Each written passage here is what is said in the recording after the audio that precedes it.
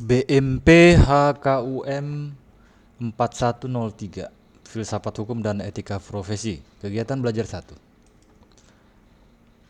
Pengertian filsafat. Filsafat ada pendapat umum mengatakan bahwa studi filsafat adalah studi yang menjelimet. Filsafat mahasiswa tidak mengubahnya dianggap sebagai pemikiran yang berlebihan, bahkan sering kebablasan atau kadang-kadang melihatnya sebagai orang gila. Apakah hal tersebut benar adanya? Untuk memperjelas pemahaman awam terhadap filsafat, pokok bahasan kali ini akan memaparkan berbagai hal mengenai filsafat dan ruang lingkup kajian filsafat. Anda sebagai pembaca jangan terlalu serius dan jangan bingung. Bacalah dengan pemikiran terbuka dan penghayatan. Selamat membaca. Pengertian filsafat. Untuk mempelajari suatu disiplin ilmu tidak lengkap jika terlebih dahulu Anda tidak mengetahui pengertian atau definisi dari disiplin tersebut. Oleh karena itu, terlebih dahulu Anda harus mengetahui apa itu filsafat, karakteristik filsafat, dan hal-hal yang dibicarakan dalam filsafat. Untuk mendefinisikan sesuatu terkadang tidak mudah karena sangat tergantung dari sisi mana Anda melihatnya. Ibarat beberapa orang buta yang dikira memegang gajah. Beragam resolusi pun akan muncul, seperti gajah adalah makhluk hidup yang panjang karena memegang belalainya. Gajah adalah sebuah benda yang peruncing dan tajam karena yang bersangkutan memegang gadingnya, dan seterusnya. Kalau kita telisik pengertian filsafat secara etimologi atau akar kata, kata filsafat berasal dari bahasa Yunani, philosophia. Philos artinya pencinta dan sophia artinya kebahagiaan. Dengan kata lain, secara mudah Anda akan mengatakan bahwa filsafat merujuk pada makna cinta kebijaksanaan atau cinta ilmu atau cinta akan hikmah. Secara terminologi, ada yang memberikan makna bahwa filsafat bermakna kegiatan berpikir secara radikal. Radikal berasal dari kata radix yang artinya akar. Berpikir radikal artinya berpikir sampai akar suatu masalah, melewati batas-batas fisik yang ada dan memasuki medan pengembaraan di luar sesuatu yang fisik. Sorry, 2006 halaman 2. Terkait dengan filsafat ini, kita tidak akan memahami secara utuh sebelum kita mengetahui ruang lingkup kajian dan persoalan-persoalan yang ditanganinya. Di sisi lain, para filsafat mempunyai pandangan yang berbeda mengenai arti, objek, metode, tujuan, dan nilai filsafat. Pendefinisian filsafat tidak akan mudah dilakukan, akan tetapi melalui tulisan ini kami akan menemukan arti-arti terpenting dari kata filsafat itu sebagai berikut. 1. Filsafat dalam arti cinta kebijaksanaan atau hikmah. Ini adalah arti dari kata filsafat itu sendiri yang ada pendapat yang mengatakan bahwa Pythagoras, seorang filsuf Yunani klasik, mengambil kata filsafat dari dua kata berbahasa Yunani yaitu philo dan sophia. Philo berarti cinta sedangkan sophia berarti bijaksana. Dengan demikian secara etimologi atau lugawi, kata filosofia berarti cinta pada kebijaksanaan. Orang-orang Yunani sebelum Pythagoras mengartikan kata sophia sebagai kemahiran dan kecakapan dalam suatu pekerjaan,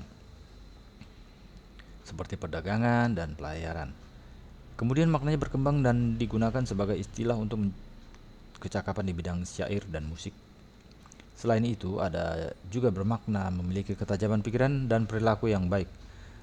Pada akhirnya, makna sophia berkembang lagi dan digunakan untuk menyebut jenis pengetahuan tertinggi, yakni pengetahuan yang bisa mengantarkan kita untuk mengetahui kebenaran murni.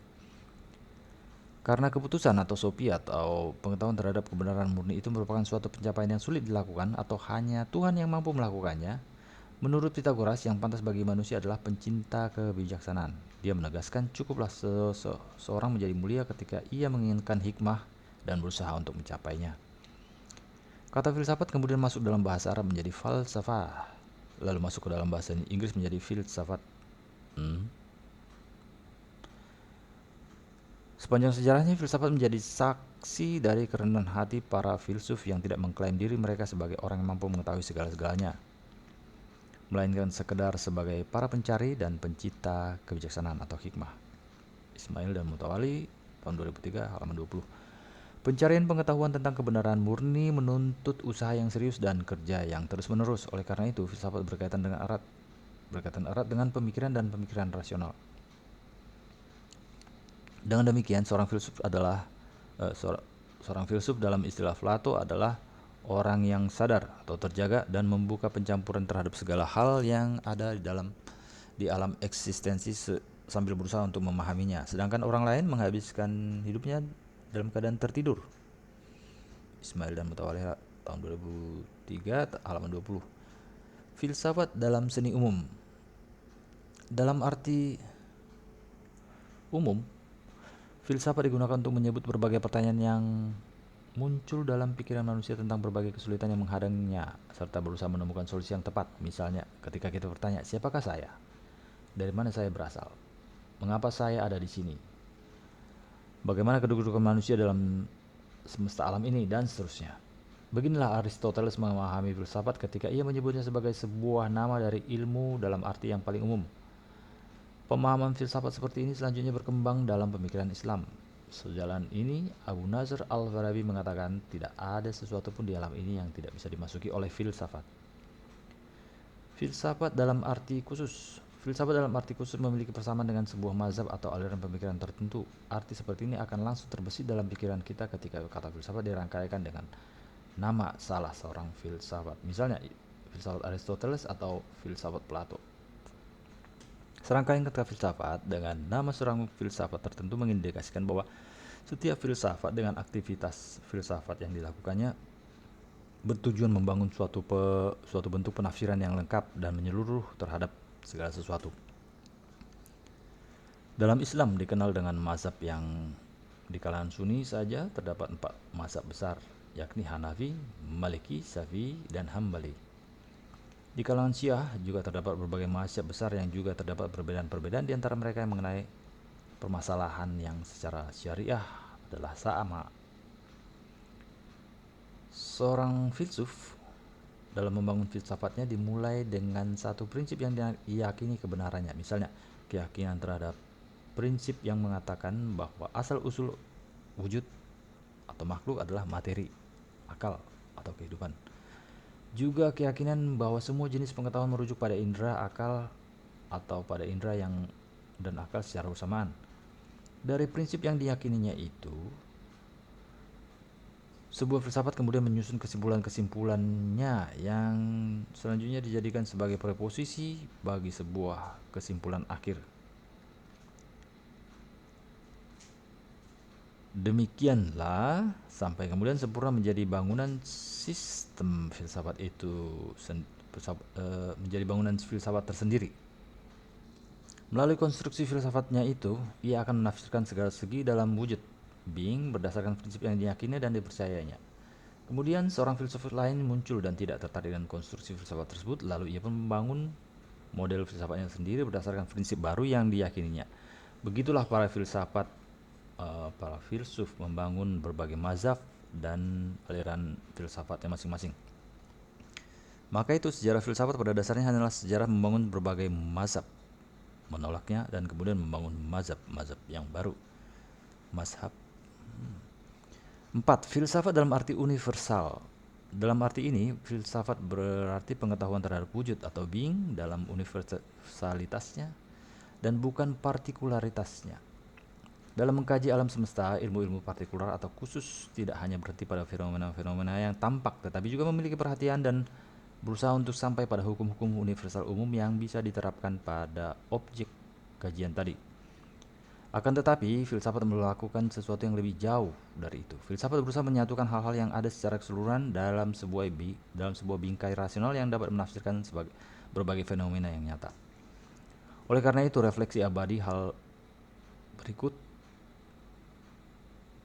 Apakah alam ini materi atau jiwa atau percampuran antara keduanya? Apakah di balik fenomena-fenomena alam yang berubah ini ada sesuatu yang tetap dan tidak berubah? Apakah semua peristiwa yang terjadi di alam ini bersifat kebetulan atau ia berjalan menurut sebuah sistem yang ajak? Berkaitan dengan arti filsafat sebagai ilmu yang bersifat universal, Herbert Spencer, filsuf Inggris yang hidup pada tahun 1820 sampai 1903 Masehi, pernah mengatakan bahwa ilmu adalah pengetahuan yang menyatukan hal-hal yang ada atau being secara parsial atau partikular. Sedangkan filsafat adalah pengetahuan yang menyatukannya secara sempurna atau universal. Terkait dengan arti filsafat universal tersebut, Plato juga pernah mendeskripsikan filsafat sebagai orang yang mampu melihat alam kosmik secara menyeluruh sekaligus menguasai zaman secara menyeluruh pula. Hal senada juga diungkap oleh Zakaria Ibrahim bahwa tugas seorang filsuf adalah mempercayai apa yang diucapkan oleh zaman dan waktu, bukan yang diucapkan oleh detik dan jam, serta cenderung pada dimensi ada atau bing, dan bukan pada berbagai objeknya. Zakaria Ibrahim tahun 1962 halaman 12. Filsafat dalam arti hikmah kehidupan. Filsafat dipahami sebagai orientasi yang mencerahkan kehidupan sesuai dengan tuntutan akal. Filsuf bukanlah seseorang yang hidup dalam menara gading dan mengasingkan diri dari kehidupan masyarakat, seperti yang selama ini digambarkan oleh banyak orang. Apalagi filsafat adalah pribadi yang menyatu dengan masyarakat dan berbagai persoalannya. Dialog pemikiran dan diskusi filosofisnya merupakan sebuah proses yang dihadapkan dengan realitas yang memiliki ciri-ciri positivistis. Seorang filsuf dalam menghadapi berbagai persoalan hidup tidak hanya sekedar mengamati dan membayangkan untuk memahami dan menafsirkannya, namun juga memanfaatkan pemahaman ini untuk sampai pada berbagai solusi yang dapat menyelesaikan persoalan-persoalan tersebut serta mengarahkan manusia menuju suatu bentuk kehidupan yang lebih utama, baik untuk pribadi maupun masyarakat. Orientasi untuk mengarahkan kehidupan ini bukan sesuatu yang baru dalam filsafat. Plato sejak masa Yunani telah menggambarkan sebuah model masyarakat seperti yang dicita-citakannya. Dalam uraiannya, Plato berusaha menghilangkan berbagai aib atau celah yang ada dalam masyarakat, yaitu membuat suatu pola reformasi umum. Filsafat juga terdapat dalam berbagai gerakan kebangkitan sosial dan ilmiah serta memikul beban untuk mengarahkan kehidupan menjadi lebih baik dan mulia. Di antara tokoh-tokoh filsafat kontemporer, ada yang berusaha menjadikan orientasi ini sebagai satu-satunya orientasi dalam filsafat. Misalnya Karl Marx yang mengusung filsafat materialisme. Marx mengkritik habis filsafat klasik yang hanya menafsirkan alam dan memandang bahwa hal tersebut tidak benar. Tugas filsafat adalah bekerja untuk mengubah alam. Menurut Marx, dengan mengubah alam, manusia akan mengubah dirinya dan akan membentuk suatu hukum baru yang memudahkan pencatatan sejarah. Filsafat pragmatisme juga memiliki orientasi ini. William James, tokoh filsafat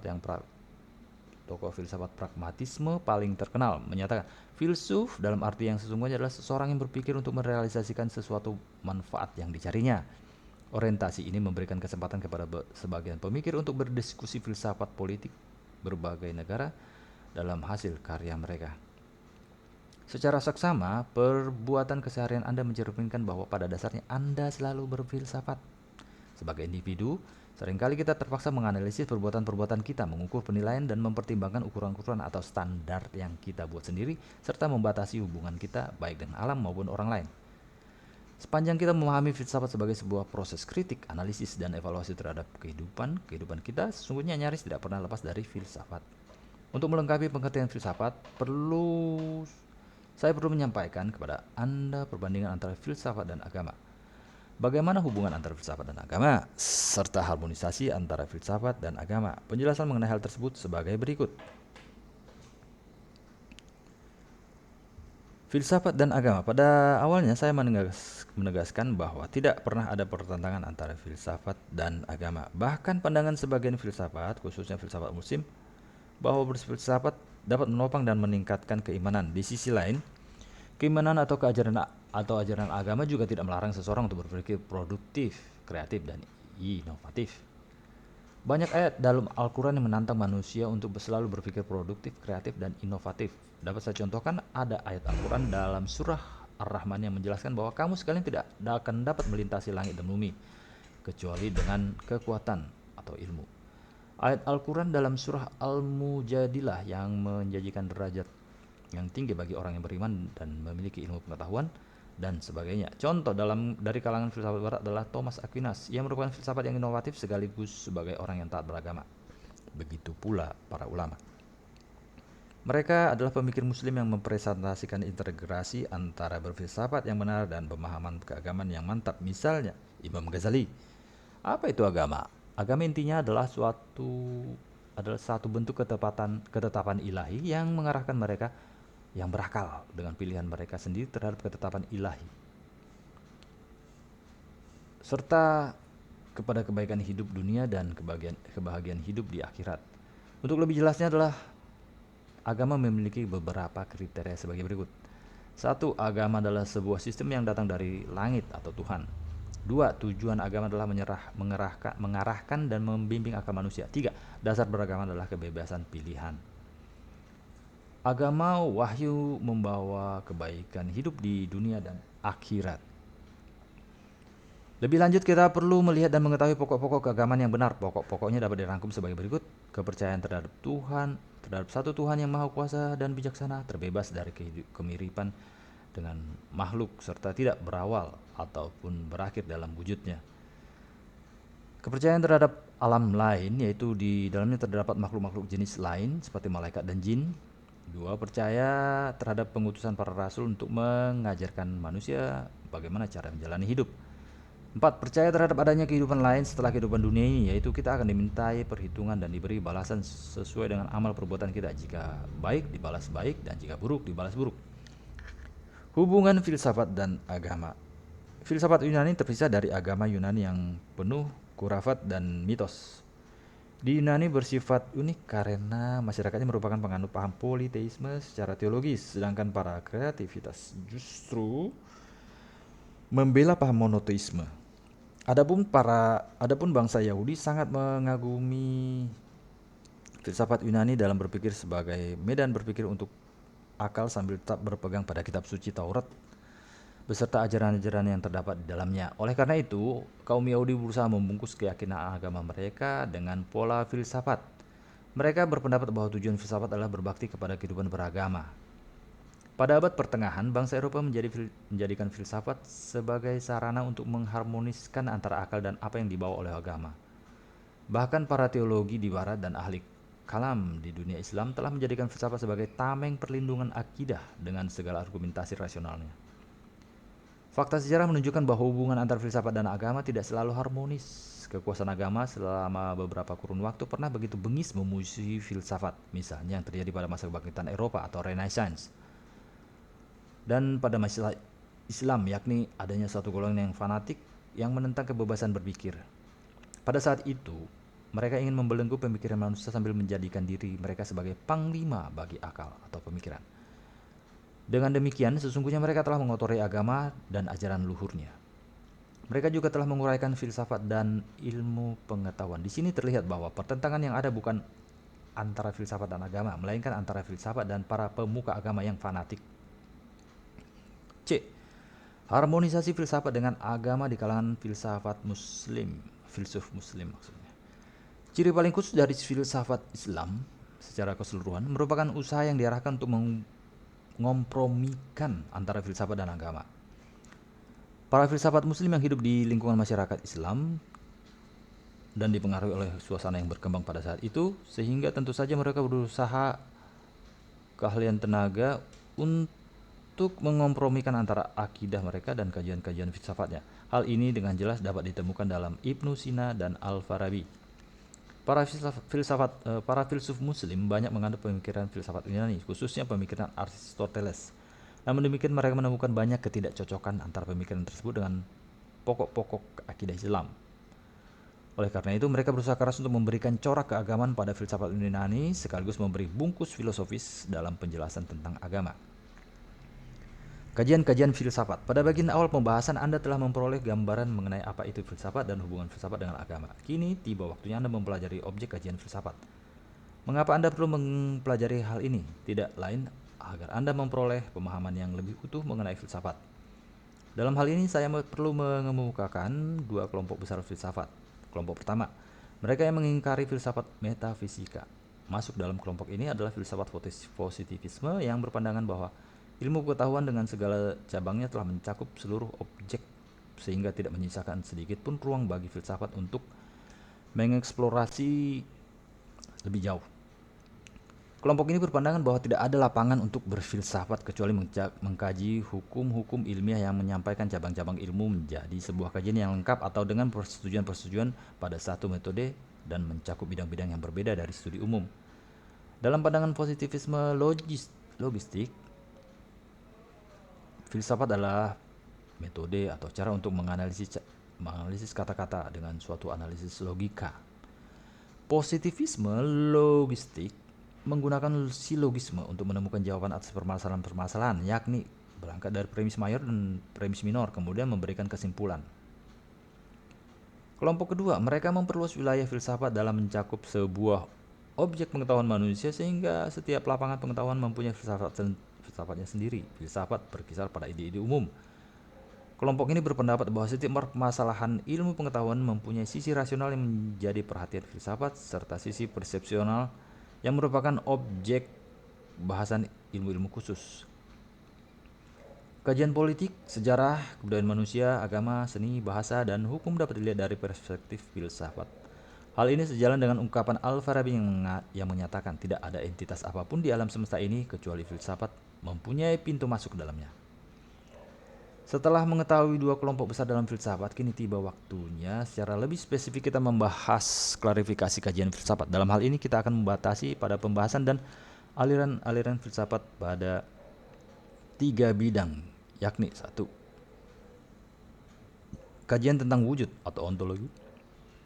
2. Studi tentang pengetahuan atau epistemologi. Dan 3. Studi tentang nilai, aksiologi. Sebelum kita memulai kajian tersebut secara terperinci, ada 2 hal yang perlu Anda perhatikan. 1. Anda mungkin sering menemukan kata metafisika, sesuatu di luar fisik, dalam buku-buku filsafat. Kebanyakan filsafat membatasi arti kata tersebut dalam persoalan ontologi, sedangkan sebagian lainnya membatasi dalam persoalan epistemologi. Hal ini terjadi karena filsafat modern memasukkan persoalan keberadaan atau ontologi ke dalam persoalan pengetahuan atau epistemologi. Ada pendapat lain yang menyatakan bahwa sesuatu di luar alam atau metafisika itu mencakup persoalan ontologi dan epistemologi secara bersamaan karena manusia selalu berusaha untuk mempelajari dunia luar. Namun setelah selesai, manusia pun mulai memperhatikan dirinya sendiri dan berusaha mengungkap rahasia dan kemampuan pengetahuannya. 2. Terdapat satu kelompok yang memperluas lapangan filsafat dalam artian tidak membatasi pada 3 lapangan yang disebutkan di atas, namun mereka menyertakan ilmu-ilmu lain sebagai berikut. Filsafat agama mengkaji secara kritis konsep-konsep agama seperti konsep Tuhan, wahyu, maksiat, ibadah, dan lain-lain. Filsafat sejarah menafsirkan perjalanan sejarah dan klarifikasi metode para pengajar serta menganalisis sumber-sumber sejarah. Filsafat politik mengkaji karakter suatu pemerintahan, hubungan antara individu dan negara, asal-usul masyarakat, sumber-sumber hak individu, dan lain-lain. Filsafat hukum mengkaji prinsip-prinsip umum dan dari hukum positif, termasuk mengkaji konsep-konsep perbuatan, nilai, niat, kehendak, kebebasan, dan keadilan. Filsafat ini berusaha membuat suatu teori umum yang berkaitan dengan karakteristik hukum. Baiklah. Selanjutnya kita akan fokus pada 3 bidang, yakni ontologi, epistemologi, dan aksiologi. Penjelasannya dapat Anda baca di bawah ini. Ontologi atau hakikat keberadaan. Apa yang dimaksud dengan ontologi? Mengapa kajian ontologi begitu penting? Kajian ini merupakan kajian filsafat paling awal dan paling besar secara keseluruhan. Namun demikian, kajian ontologi telah mendapatkan serangan keras bukan hanya dari tokoh agama melainkan oleh sebagian filsafat sendiri, sebagian filsuf sendiri. Meski demikian, ia masih tetap eksis karena adanya kebutuhan manusia terhadapnya. Ilmu pengetahuan hanya mampu menyediakan sejumlah proposisi dan hukum yang berkaitan dengan fenomena-fenomena yang tidak bisa memberikan sebuah penafsiran yang komprehensif tentang alam. Ilmu pengetahuan seperti yang kita ketahui hanya membahas peristiwa dan fenomena yang dapat ditangkap panca indera. Ada banyak hal yang lebih dari itu yang tidak bisa dikajinya. Misalnya, tentang prinsip pertama dan sebab pertama dari segala sesuatu. Dalam ontologi ini terdapat 2 bagian penting, yakni metafisika umum dan metafisika khusus. Metafisika umum ada antara lain sebagai berikut. Apa yang dimaksud dengan ada, keberadaan, atau keberadaan itu sendiri? B. Bagaimana penggolongan dari yang ada, keberadaan, atau eksistensi? C. Apa sifat dasar kenyataan atau keberadaan? Sementara itu, metafisika khusus mempersoalkan hakikat yang ada pada 3 bagian penting berikut. A. Kosmologi mempersoalkan hakikat alam semesta, termasuk segala isinya, kecuali manusia. Persoalan-persoalan kosmologi atau alam bertalian dengan hal-hal berikut: asal mula, perkembangan, dan struktur atau susunan alam. Jenis keteraturan apa yang ada di alam, apa hakikat hubungan serta akibat, apakah ruang dan waktu itu. B. Antropologi yakni bidang ilmu yang mempersoalkan hakikat manusia. Persoalan yang ada antara lain mengenai hal-hal berikut: bagaimana terjadinya hubungan antara badan dan jiwa, apa yang dipahami dengan kesadaran, manusia sebagai makhluk bebas atau tidak bebas. C. Teologi atau bidang yang mempersoalkan hakikat Tuhan. Ini merupakan konsekuensi terakhir dari seluruh pandangan filsafat. Tema-tema yang dibicarakan berkisar pada kesucian, kebenaran, keadilan, dan sifat-sifat Tuhan. Epistemologi atau teori pengetahuan. Ontologi dan ilmu-ilmu lain didasarkan pada asumsi bahwa dengan kemampuan manusia dapat mengetahui hakikat segala sesuatu dan mengetahui berbagai karakter terkait hal-hal eksistensial. Hal ini kemudian munculnya pertanyaan dan memuat dari para filsuf yang tidak mau menerima sebuah konsep pendapat atau hakikat kecuali setelah mengadakan kajian dan klarifikasi. Pertanyaan-pertanyaan ini merupakan objek kajian epistemologi, teori pengetahuan. Beberapa pertanyaan yang diajukan dalam filsafat tentang teori pengetahuan sebagai berikut. Apakah manusia mampu mengetahui hakikat-hakikat dan dapat meyakini keabsahan dan kebenaran pengetahuan-pengetahuannya? Apakah kemampuan pengetahuannya masih memiliki celah keraguan jika pengetahuan itu bersifat probable? Seberapa jauh batas kapasitasnya? Apakah ia merupakan pengetahuan yang bersifat probabilitas atau meyakinkan? Apakah pengetahuan itu muncul dari dalam atau dari luar? Dengan cara apa kita bisa mendapatkan pengetahuan? Dengan akal, rasionalis, atau dengan indera atau empiris? Dengan kedua-duanya secara bersamaan? Dengan institusi yang merupakan jenis pencapaian langsung? Apakah setiap cara mempunyai batasan-batasan? Apakah akal mampu mengetahui Tuhan dan sifat wajib yang melekat pada dirinya? Aksiologis atau nilai-nilai. 3 ya. Aksiologis adalah cabang filsafat yang secara khusus mengkaji cita-cita, sistem nilai, atau nilai-nilai mutlak atau tertinggi, yaitu nilai-nilai yang dianggap sebagai tujuan utama. Nilai-nilai ini dalam filsafat adalah al-haq atau kebenaran, kebaikan, dan keindahan. Aksiologi ini memiliki 3 cabang sebagai berikut. Logika A, yaitu suatu disiplin ilmu filsafat yang membahas nilai kebenaran yang membantu kita untuk berkomitmen pada kebenaran dan menghindari kesalahan serta menjelaskan bagaimana seharusnya berpikir secara benar itu. B. Etika, yakni disiplin filsafat yang membahas nilai kebaikan dan berusaha membantu kita dalam mengarahkan perilaku. Ia mengarahkan kita pada apa yang seharusnya dilakukan, membatasi makna kebaikan, keburukan, kewajiban, perasaan, serta tanggung jawab moral. C. Estetika, yaitu disiplin filsafat yang membahas nilai keindahan dan berusaha membantu kita dalam meningkatkan rasa keindahan dan membatasi tingkatan-tingkatan yang menjadi standar dari sesuatu yang indah.